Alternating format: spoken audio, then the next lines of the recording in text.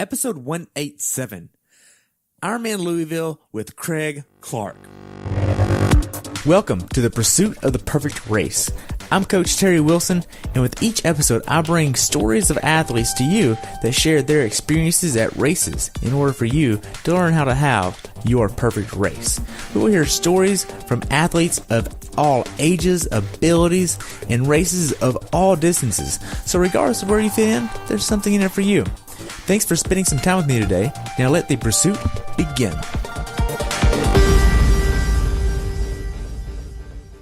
Hey everybody, welcome back to the Pursuit of the Perfect Race. Today I have the pleasure of talking with returning guest Craig Clark about his recent race at IRONMAN Louisville that took place on October 14th, 2018.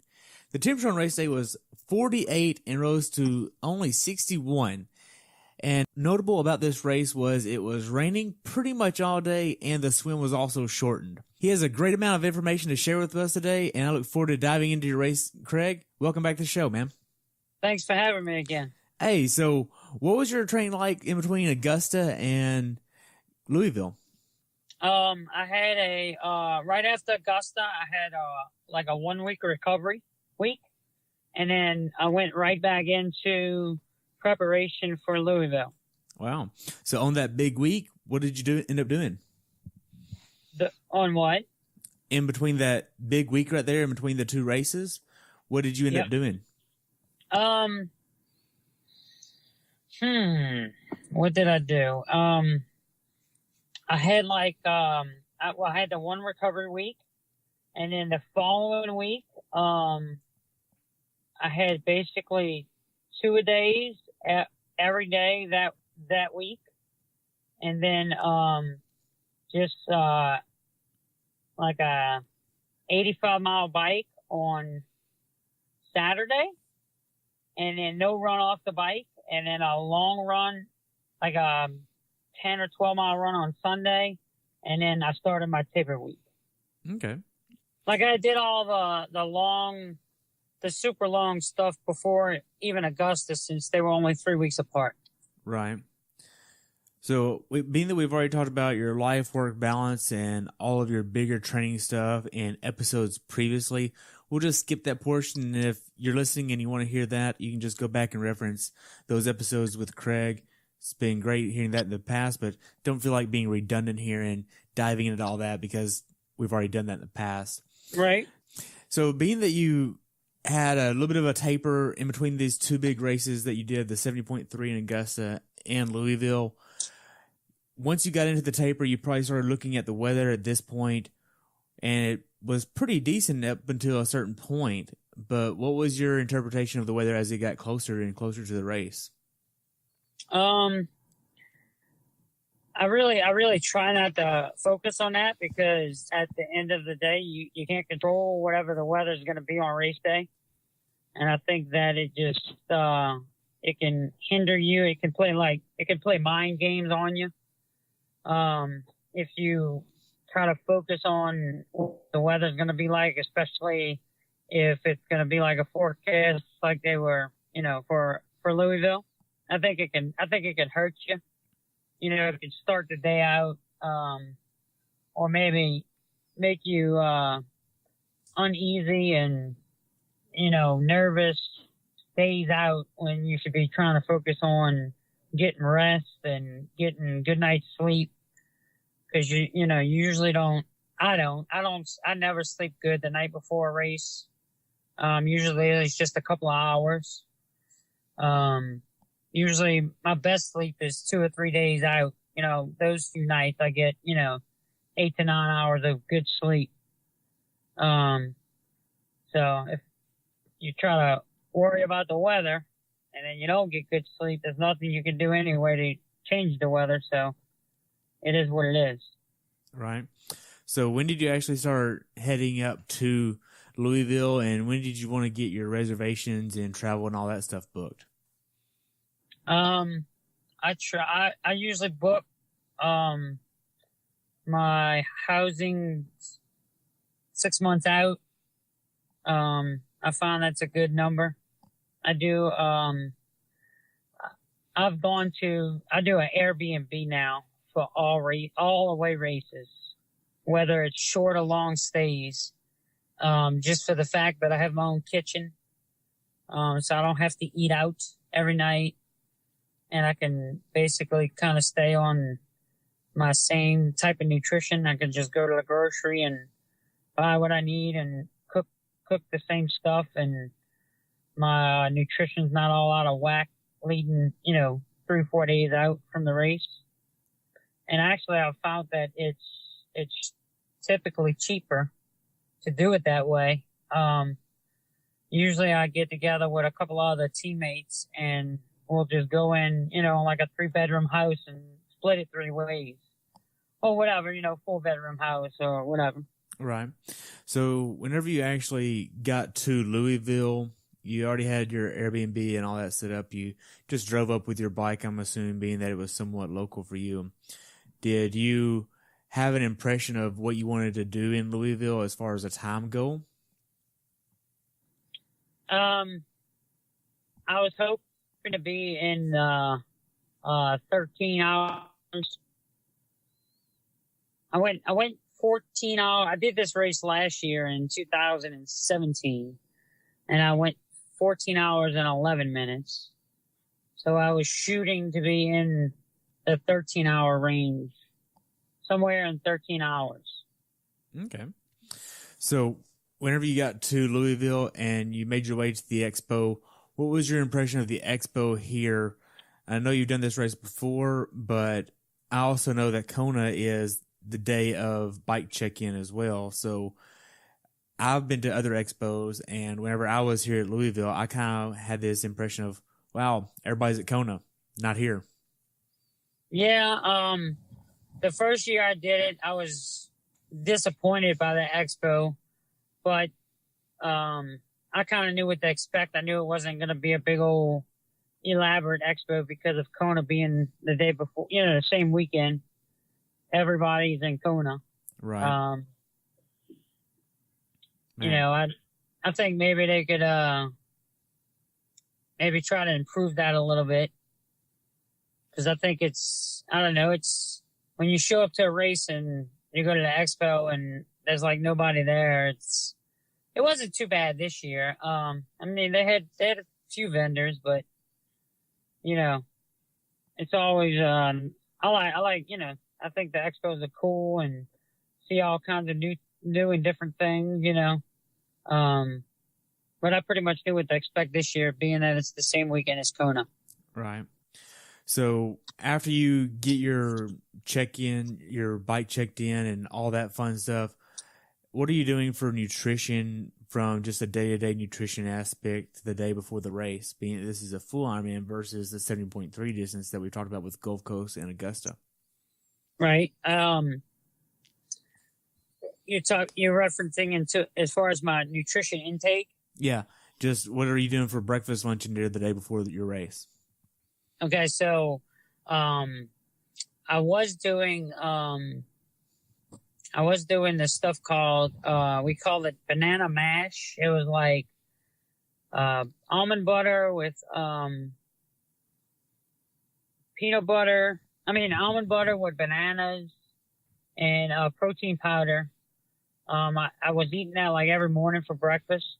And then a few months back, right before Augusta, a fellow teammate suggested that I try this stuff called either overnight oats or chia seeds.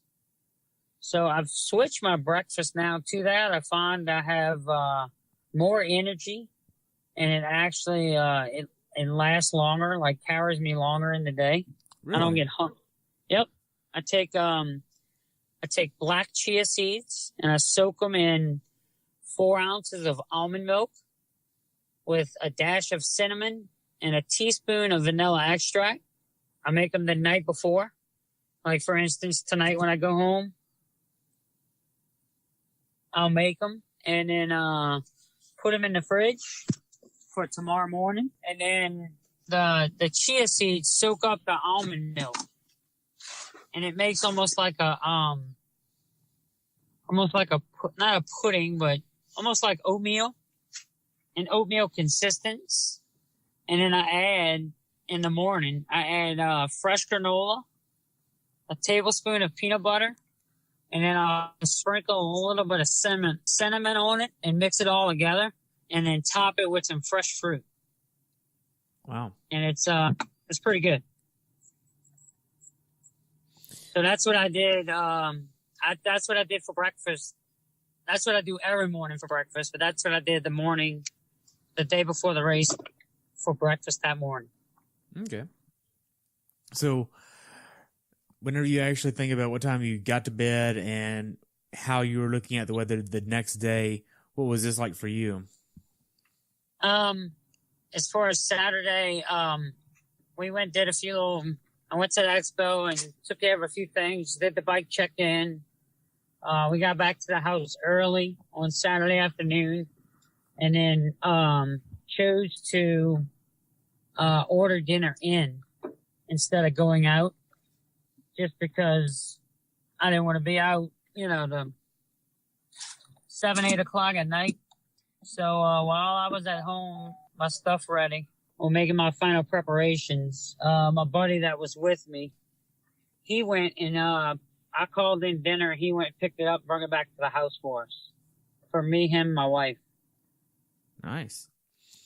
So you go to bed at what time, and what time are you getting up? I always usually go to bed about 10:30. I don't try to get in bed crazy early, because I know I'll just lay there and stare at the ceiling. So I usually go to bed about 10:30, and then I'll wake up for 4 o'clock. Okay. So you're getting up at 4. Whenever you get up, I'm sure you looked at the weather for the day. What was your impression of this, and how did you want to prepare for being in the rain for most of the day? So I woke up at 4 to rain pounding on the roof of the Airbnb and said, oh, great, it's going to be a fun day. But mentally, this had to be tough, because you are about to do a full distance triathlon in not so pleasant conditions. Right. Yeah, it was, but like I said, you can't, at the end of the day, you can't control it. I did all the training. So it is what it is. You got to just kind of roll with it. So as you're getting up and getting ready to head down to transition, you know that you're going to be soaked before you even get in the water, and really even whenever you get to transition. And it's a mile walk from transition to the swim start. And the initial time was going to be 7:30 to get in the water to start your day. What time did you want to get to transition? I like to get to transition around, let's say, 5:30, 5:45. Not super early, but not too late. That way I can, just set up my stuff and go ahead and move on to the, the swim start. So whenever you get to transition, the roads are going to be wet. What kind of PSI are you putting in your wheels versus what you normally would? I normally run them at 100. So I decided to go 90 PSI for race day this year. Okay. So that way you would have a little bit more grip on the ground, basically. Yeah. Yep. Okay. And that's like usually when I'm back home training, if it's gonna be like a real wet ride, I'll even do that, on long training days when I know, it may rain most of the day or a good part of the day. I'll do that. I'll run that same 90 PSI. Okay. So as far as your nutrition plan for this day, you have your chia seeds with almond milk for breakfast. But Yep. What about on the bike and on the run? What do you want to do for nutrition plan? You said that you want to hit about 380 calories an hour. What does this look Yep. like? I do the base performance rocket fuel for liquids with the hydro and the amino acids and the salt in it. and then I eat the base real bars on the bike. Okay. What about caffeine? Are you using caffeine at all? No, No? not on the bike. No. Okay. So as you're in transition, it's raining and you're already drenched before you even get into the swim. But it's really not really pouring down. It's more like a misting, just pissing rain. As you're making your way over to the swim start, once you get there, you realize that the swim has been delayed by 30 minutes and it's going to be a lot shorter of a swim. How does this impact your mindset of the day? I don't think it really. It's always disappointing for them to shorten any part of the race. But at the end of the day, there's nothing I can do to change it. So you just do whatever you just do whatever you do whatever's presented, given to you, the course, and it is what it is. All right. I don't, I mean, my opinion is there's no reason to get upset over it, or get mad, because none of that's going to change. It is what it is. It's been shortened, and obviously they had their reasons for shortening it, and so you just kind of roll with it. All right. Now, I'm sure you didn't realize how fast the current was going before you got into the swim, but they were trying to kind of taper people into the swim to make it easier for us volunteering in transition, myself included. So how was it for you whenever you actually got ready to get in the water, and where did you seat yourself at? I seated myself at the, what was it? Originally I lined up for the hour, what was it, the hour and 10 group? For the full distance swim that we were supposed to do. Okay. So whenever they delayed the swim, did you have another nutrition plan that you had in place to eat a little bit more, or did you just go off of what you already had? What was this like? No, for you? I just went off of what I already had. I had a Red Bull and a base bar in my morning bag, and I was just kind of munching on that, prior to swim start. Well, I thought you said you didn't use caffeine, and here you are drinking a Red Bull. Well, I mean, I mean, that's caffeine before the race. I mean, right, yeah, but it's just the one. I mean, I didn't use any of that on the bike. Oh, okay. I didn't use Red Bull on the bike. I drank it before the race, one Red Bull, and then ate a base bar while I was waiting for the swim to start, and then went with the rocket fuel and the base bars on the bike. Okay. So, being that this is a rolling start and it's a shortened swim, and the rolling start didn't start until 8 o'clock with the pros and just shortly after the female pros as well, when did you actually get into the water, you think? I think it was around 8:30. Okay. So, whenever you get into the water, how does your swim go for you? You're in there for just under 17 minutes. Super fast. As far as it wasn't like overly crowded or nothing. I felt the spacing was good. When I jumped in and I started going, I came up to sight and the buoys were gone completely. They had, you could see them. Like, I came up one time and one of the buoys was just hauling butt down the river with the current. Just gone. Gone. And so I came up and they had kayakers in there. And I said, what do we sight off of? And they said, keep the kayaks to your left and go. I said, all right, let's do it. Because the buoys on the left side were completely gone. They were like way over in the middle of the river by then. Wow. Yeah. Yep. Man, so it was very fast. Did you have trouble at all with people running into you?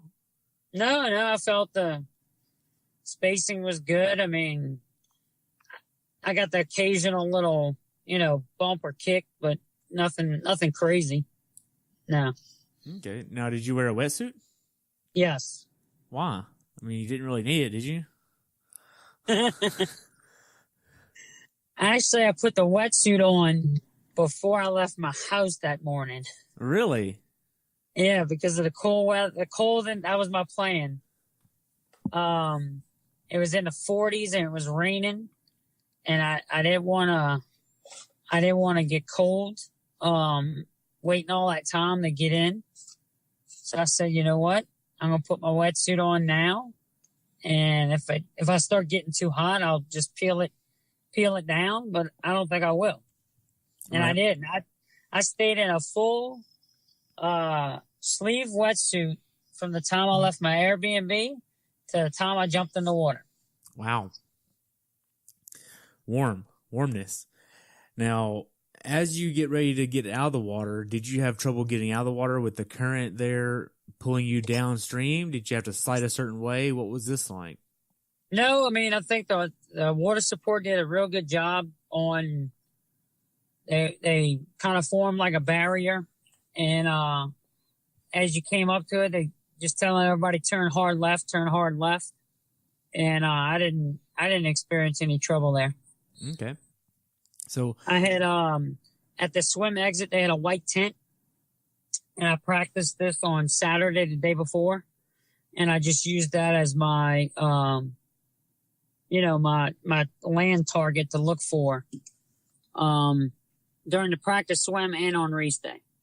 Because there's a Joe's Crab Shack that's also right there on the river, and you want to make sure you don't go past that. Right. So whenever you actually get up to the stairs and get ready to get in transition, what was transition one like for you? You were in there for longer than your swim time of 18 minutes here. Yep.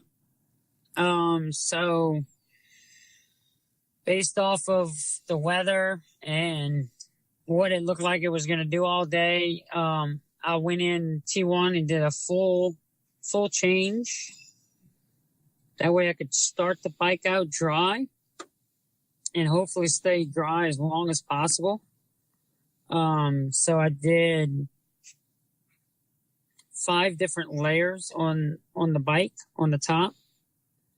I did a long sleeve insulated top, then my cycling jersey, and then like a windbreaker, water resistant jacket, and then a heavier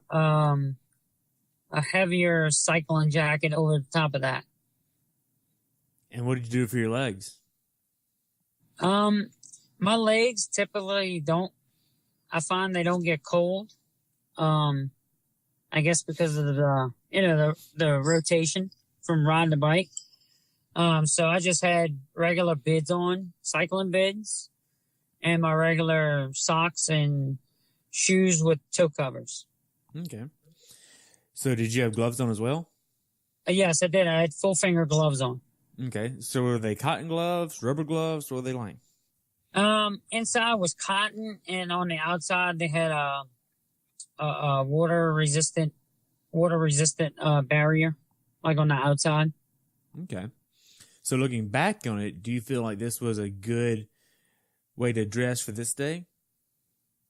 The only other thing I would have done different, and maybe instead of the cycling jacket or the windbreaker deal, I maybe should have put something on that was completely water resistant.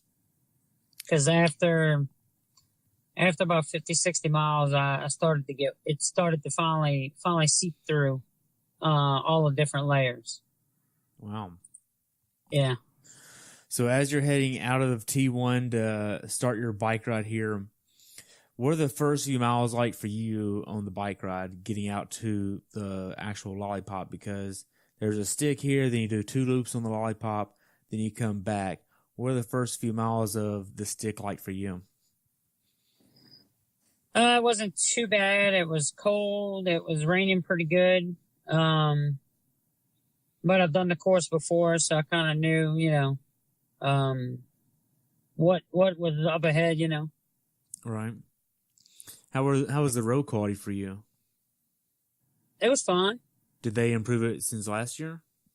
Yep, they did. Well, that was on the Lollipop Loop. They repaved certain sections of the Lollipop Loop, and they had some type of construction going on right up until like the day before race day.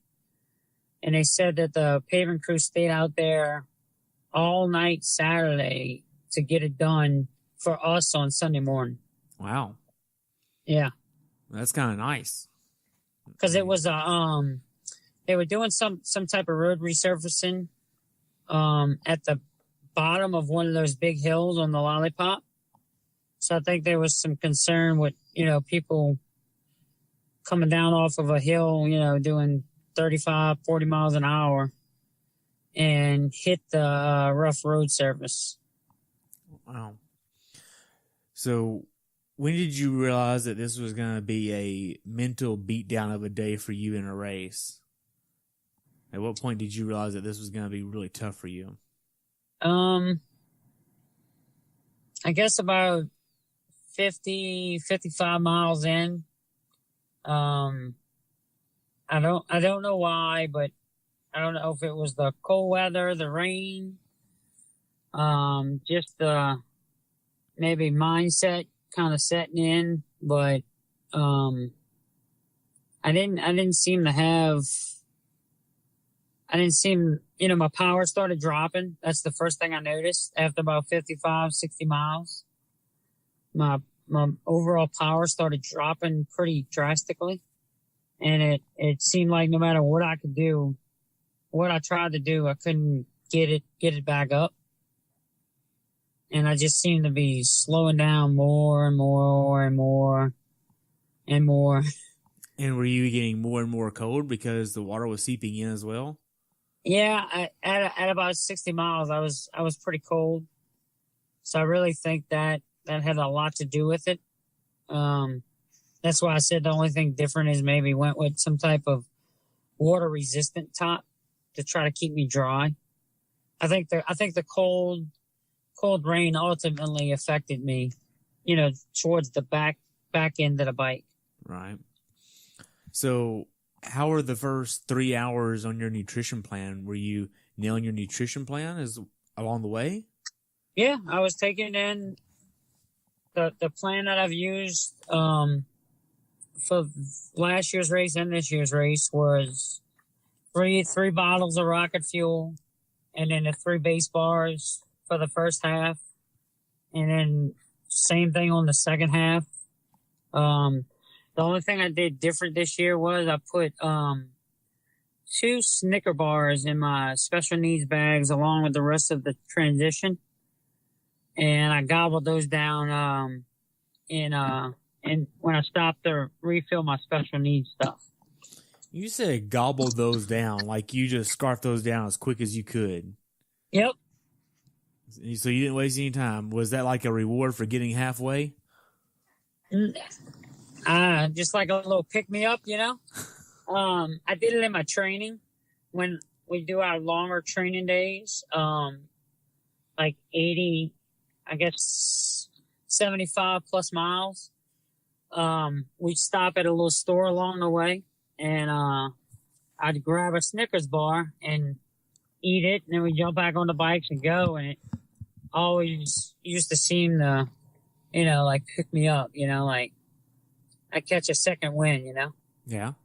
So that's what I did for the race, but I never caught that second wind on that day. Gosh. So as you're in special needs, you're actually able to talk to another person at this point in time, and then you quickly leave again after you get your Snickers in and you head out again. At some point, you had to understand that there was a lot of people that were DNFing along the way. When did you realize that a lot of people were not finishing this day? When I was in special needs, they had an entire school bus of people pulling out, and it was all cyclists, all participants in the race, that when they made it to special needs on the, the second loop of the lollipop, they said, "That's it, I'm done. Bring me back to town." It was an entire school bus full of people. And what kept you going versus saying, I could just get on the bus and get warm. I'll be warmer on the bus. I don't have to do this anymore. And I can just be done. I don't have to do this. I have nothing to prove to nobody. So I can just get on the bus too. This episode is sponsored by Wetsuit Apparel. Wetsuit Apparel was founded on the belief that everyone should have the ability to have custom quality apparel without the stress of dealing with large clothing companies. The vision of Wetsuit Apparel is to provide the highest quality apparel for endurance and fitness enthusiasts.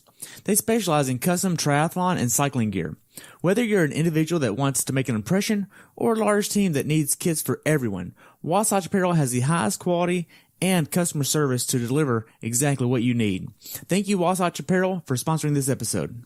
And I can just be done. I don't have to do this. I have nothing to prove to nobody. So I can just get on the bus too.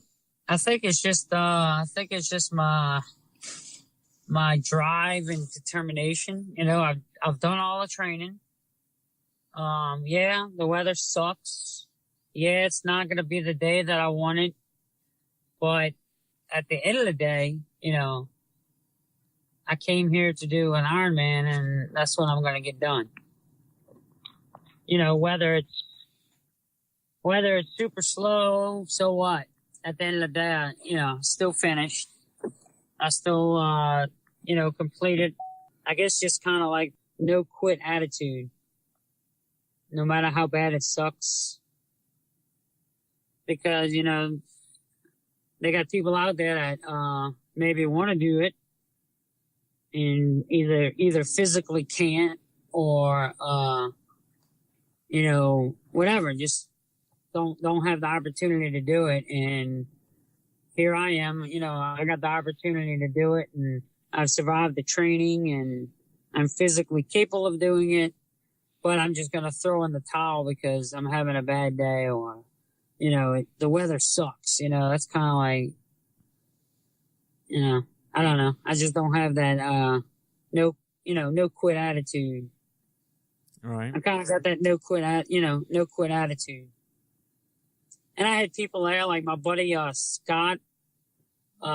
Scotty came all the way from New Orleans with me just to cheer me on. He wasn't racing. He did the race with me the year before, but he wasn't racing this year. And, when I told him I was going back to Louisville, he said, "Hey, you mind if I come?" I said, "Yeah."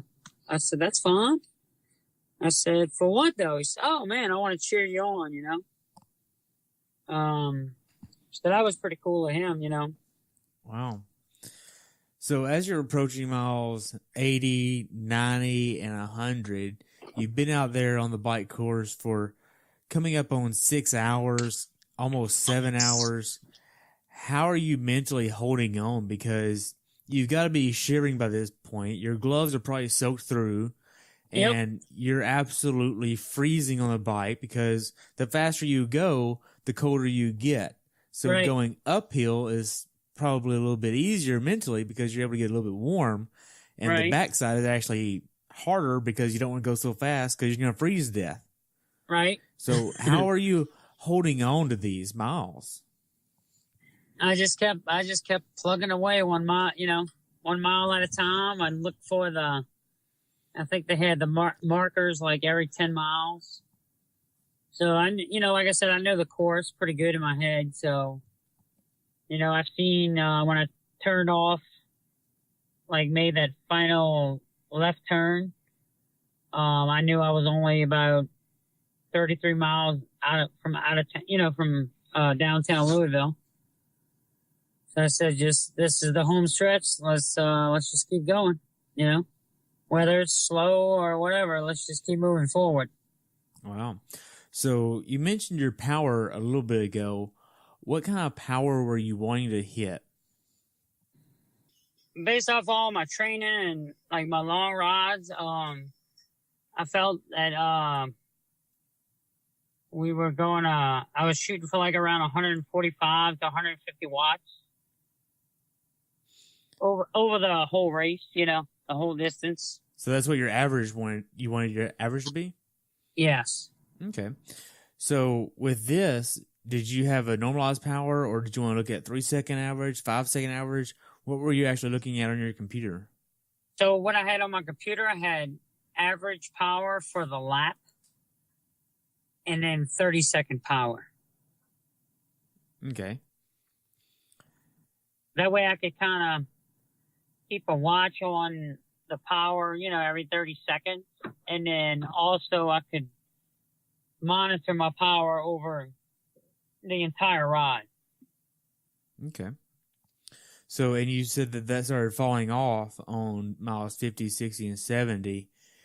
And whenever you say falling off, I'm assuming that went a lot lower than what you wanted it to be. Yes. So what did that end up being on the back side of the bike ride then? I was doing like 115, 120 watts. Yeah. Wow. Yeah, I don't. It's nothing with the power meter. I thought it might have been the power meter crapping out on me, but the power meter is fine. It was me falling off that bad. Wow. Do you feel like that was more because of the conditions, or you weren't prepared enough, nutrition-wise it wasn't there? What do you feel like it actually was? I really feel like it was the conditions completely. I had done all my training rides. I was on every, all my target goals and stuff for like my long training rides and everything. I was nailing like all the numbers. I was right there. I felt really good going into the race. And I didn't feel like I was starving or feel like I was lacking energy. I was just, 50 something miles, 60 miles. I was cold. I was wet. And, it just started to drastically decline. Man.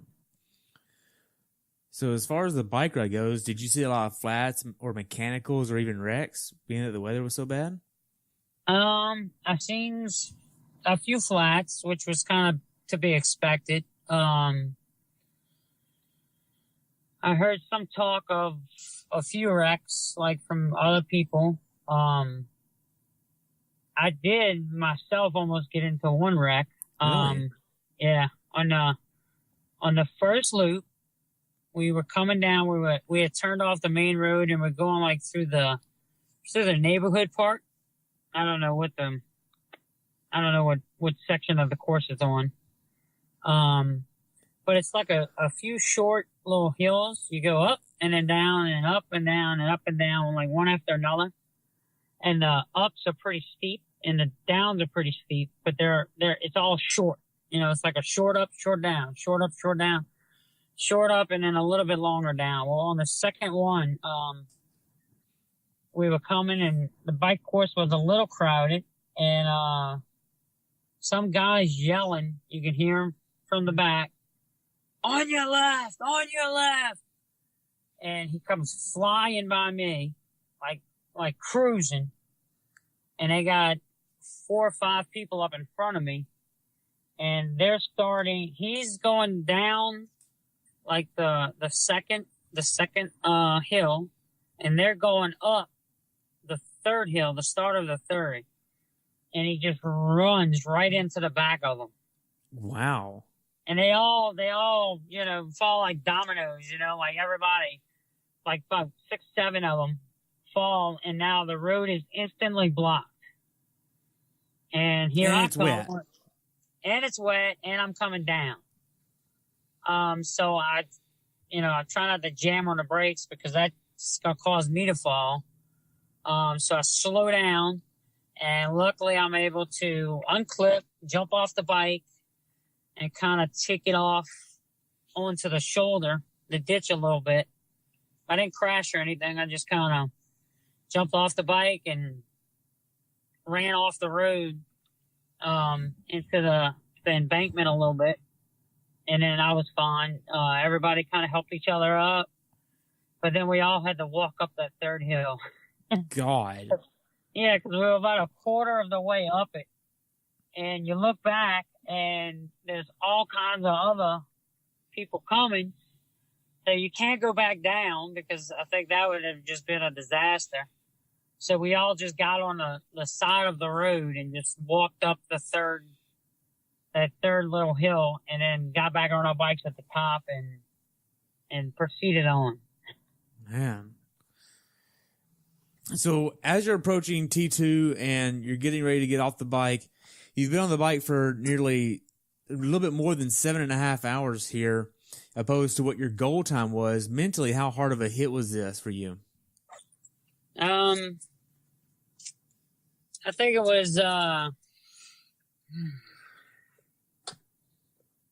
it took a lot out of me, I think. Coming off the bike, I felt totally exhausted, like just completely drained. But I was happy to finally be off the bike. And I figured that with the run, even though the conditions weren't great, but I would be a little bit warmer, because I was, running versus, riding in the rain. Okay. So whenever you actually got to T2, you were in T2 for 24 minutes. Did you take a nap or make a sandwich? What were you doing in there? As my coach would say, having a picnic. So as you were taking your picnic, what all did you have to eat? Actually, when I went in there, they had, I guess they got air conditioning and heat, pipes tents, and they had the heater on. They had these little vents, like, underneath certain chairs. Yeah. And, when I sat down in front of it and took all my shoes off and everything, my feet were pretty, cold. And, they had one of those little heater vents right there blowing in on my feet. And, it felt pretty good. So you just sat there and warmed up for a minute. Yep, I just took my time, dried off, did another complete change, socks, everything, and, put some body glide or tri-glide, whatever it's called, reapplied all that. Because the last thing I wanted to do was, I didn't experience any blisters or chafing on the bike, so I definitely didn't want to have that happen during the run. Right. So as you're heading out, getting ready to go run a full marathon, that's where I saw you getting ready to use the porta potty there. That's where I got all my bands from that day. Yep.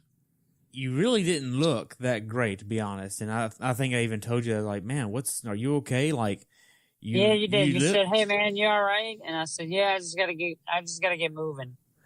Yeah, I mean, mentally, like, I could tell that you just took a beating on the bike ride, getting ready to go run a full marathon here. How are you feeling at this point? Like I said, I was exhausted. I was just completely drained and exhausted. I just figured if I get moving, and maybe it might get a little bit better. Yeah. So for the run, did you have a strategy of rather it be run, walk, or walk for the first few minutes and then run into it? What was your plan for the run here? I was just gonna try to run and then walk the 8 stations. And what ended up happening on the run? I'd say the first half of the run, I pretty much stuck. I did that for the most part. It went pretty well. And in the second half of the run, not so much. No? What happened once you got to the second half? I guess the overall beatdown from the day, I was just totally exhausted, tired. I knew my time goal was shot by a lot, and I just was putting one foot in front of the other and keep it, just to finish, I guess. Yeah. There was a guy that had a bike that had a boombox. I think that's a understatement. He had like a full sound system on his bike going up and down the bike or run course. Did this guy help you accomplish the run at all? I mean, it's definitely a little pick-me-up, you know, when he passes and the music's going or whatever. That's pretty... He does that every year. He's out there every year on the run course with that bike, with that little bike and that setup. Wow. So, being that you did this course last year and this year, did you notice a difference in the number of spectators that were out there this year compared to last year? Yes. The run course was nowhere near as crowded. Really? Yep. How did this impact you? Huh? Did this impact you at all? I mean, it's always good to have like a well-supported run with the crowd going. I think, you know, it helps keep you going. But there was several stretches that, you know, there was nobody out. Nobody out but us, you know, the athletes on the course. Right. And that wasn't the case last year. So, I mean, yeah, I think it, you know, it affected me a little bit. Okay. So, as far as the Sherpas that you had for the course, who all was up there supporting you? Well, we had a bunch of base team members there that were working the run tent on course. And the way the tent is, where the spot the tent is set up, you pass it 6 times. Because you pass it going out and then you pass it coming back. But right as you pass it coming back by Churchill Downs, you take a left and you run up a few blocks and then you make a U-turn and come back, so you pass it again. Oh, wow. So they're at the perfect spot on the course. Yeah, it's a really good spot, I think. If you're a base performance. Well, I mean, anybody, because you've seen the base performance team tents. They're always pretty energetic and playing music and jumping around and acting crazy. Trying their best to give you as much energy as they can. Right. So they were there, and then my wife and my buddy Scotty came up there. And so for the bike, they chased me around. My wife's had it all mapped out, like the spot she was going to go. And her and him ran around all day and chased all of us on the bike. And then once we finished the bike, they went to the run course and worked the base tent while we were doing the run. Wow. So as you're getting ready to get to miles 18, 19, and 20, you've been out on the course for more than 12 hours at this point. How are you holding up mentally and physically? Well, at that point, I was doing a fair amount of walking. And it really didn't seem, I was like, well, I only got a few more miles to go. And, so I was all right. Okay.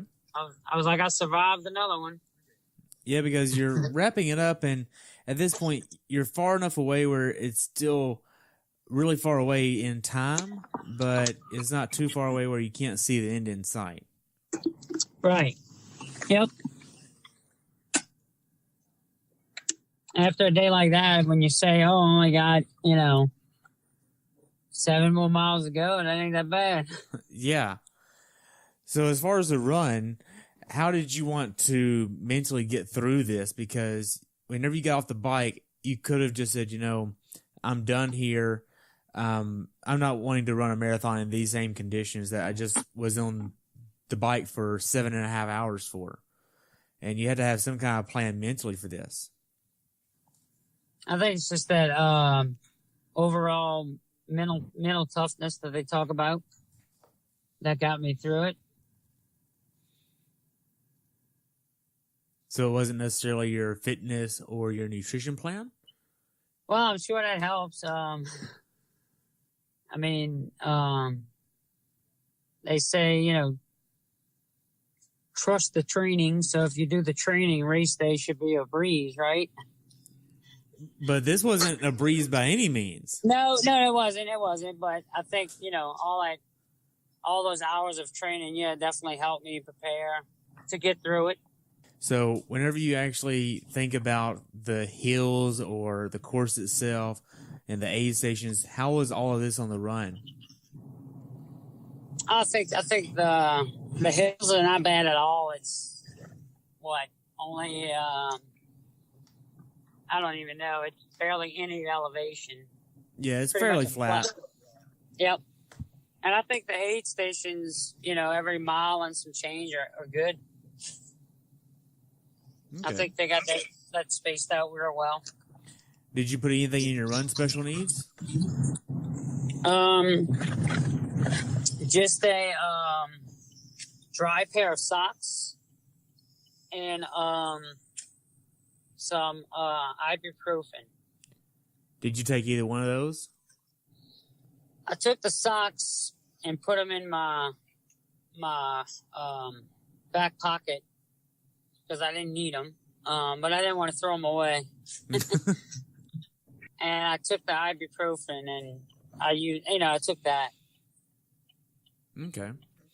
So whenever you start getting to the later portion of the run course where you can actually start hearing 4th Street live, what was this like for you? Because you know that the end is nearing and you don't have to go back out into the rain again. Right.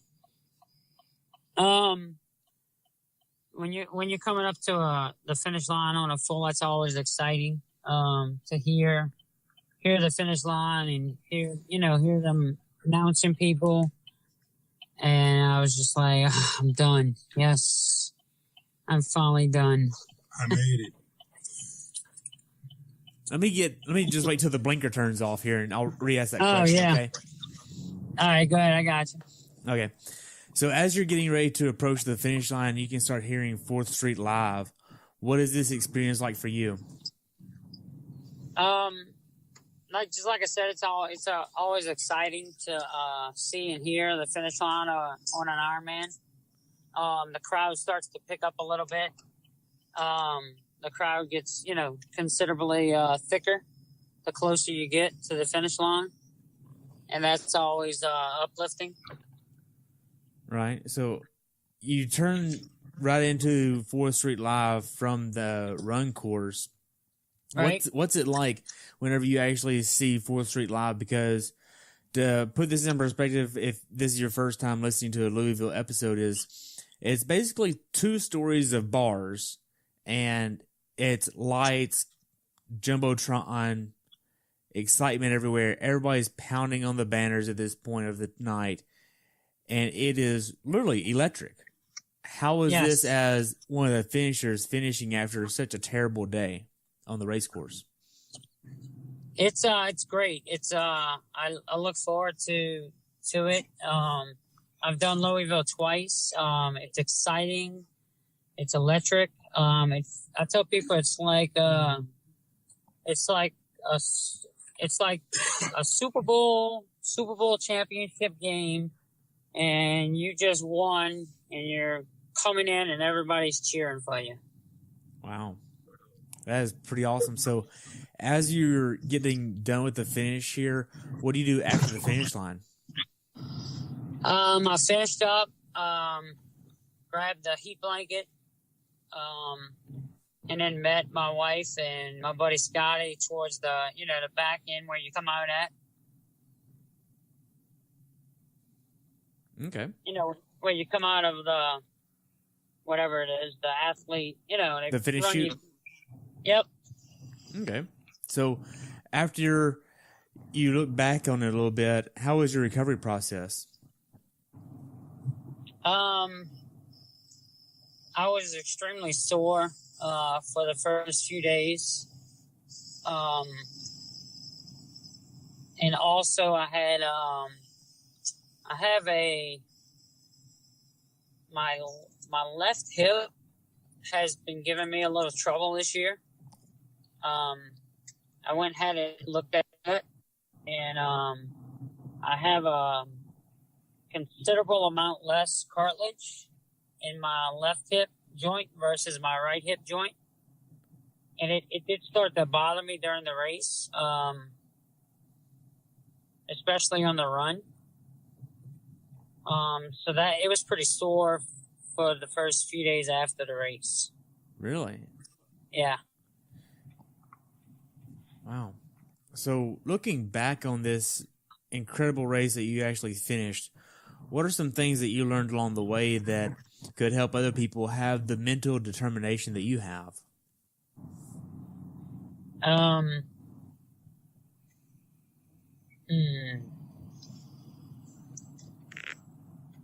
You know, if it's something that you really want to do,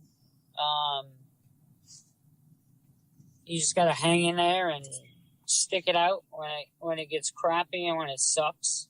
And at the end of the day, you know, you'll finish.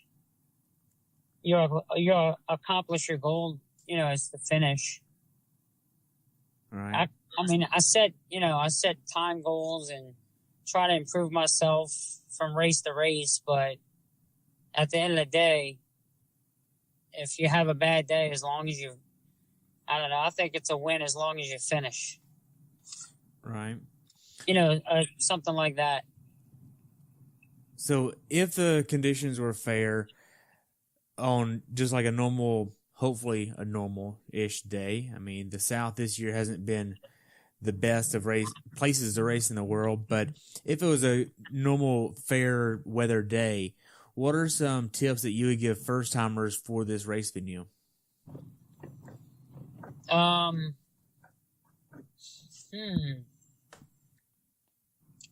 don't know, because I've never had normal weather for it. No. I mean, I know last year it was windy as hell. Yeah, last year it was like 35-mile-an-hour winds, gust to 45, and depending on when you finished or whatever, you either got rained on the bike and the run or just the run. Right. And then it dropped to like 40-something degrees on the run that night, you know? Right. I think it's a great course. As far as the bike with the big rolling hills. I know it's got a lot of elevation in it, but I don't think it's something you should be scared of. It's definitely manageable. It's not like you climbing the side of a mountain or nothing. I got some, decent climbs, but nothing real crazy in my opinion. And I think it could be a really, really fun course. You know, if you could go up and then spin up the ups and hammer the downs. I think it could be a really fun course. Right. So moving on, what's next for you now? So I'm gonna work on this season. The off season. I'm gonna work on my run, because that seems to be the weakest of the three, and that seems to be over this year. That's where I made my least improvements. Was the run this year. I improved a pretty fair amount on the bike and the swim, but the run seemed to always kind of struggle. So I'm going to do some stuff this off season that should help with that. Some strength training, some stretching, and some yoga. Nice. So if you could have a microphone and tell all athletes one piece of advice for any distance race, what advice would you give them and why? Just enjoy it. You know, if it's not something that you don't enjoy, then maybe you shouldn't be doing it. Do it because you have fun and you enjoy doing it. And be thankful that you're able to do it, because some people that maybe want to do it can't because they're not physically capable of doing it. To always thank the volunteers, because that plays an important part of it. I think the volunteer support at Louisville is pretty good.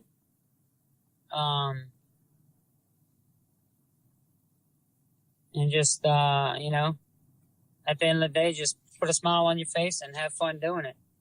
If it's something you really, really enjoy. Wow. Well, Craig, it's been great catching up with you, and I've enjoyed this.